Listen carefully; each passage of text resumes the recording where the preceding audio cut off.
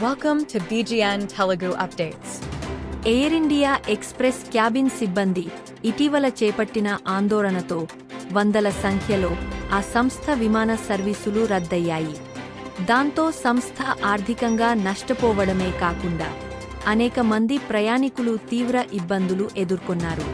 ఈ క్రమంలో హృదయ విదారక సంఘటన ఒకటి వెలుగు చూసింది.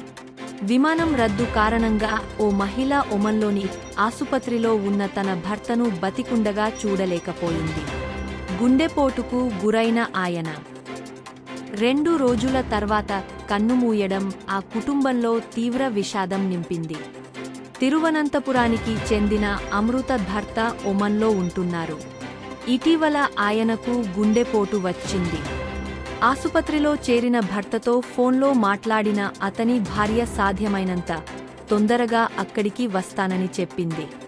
వెంటనే మే 8న మస్కట్కు టికెట్ బుక్ చేసుకుని ఎయిర్పోర్టుకు చేరుకోగా విమానం రద్దయినట్లు తెలిసింది. తన భర్త పరిస్థితి చెప్పడంతో మరుసటి రోజు వెళ్లేందుకు విమానయాన సిబ్బంది మరో టికెట్ ఇచ్చారు. కానీ దురదృష్టవశాత్తు ఆ రోజు విమానం కూడా రద్దయింది. చివరకు ఎయిర్లైన్స్ సిబ్బంది కూడా ఏమీ చేయలేమని చేతులెత్తేశారు. ఇలా 2 రోజులు గడిచింది. ఈ క్రమంలోనే భర్త కన్నుమూశారనే సమాచారం వచ్చింది.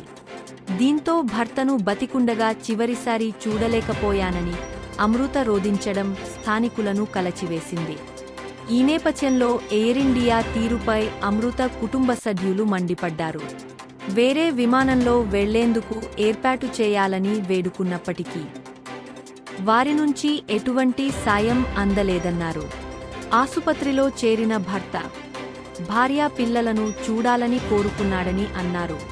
మస్కట్ వెళ్లేందుకు ప్రయత్నించినప్పటికీ చివరిసారైనా చూడలేకపోయామని విలపించారు. తాజా ఘటనపై ఎయిర్లైన్స్ నుంచి ఎటువంటి స్పందన రాలేదు. Thanks for watching BGN Telugu.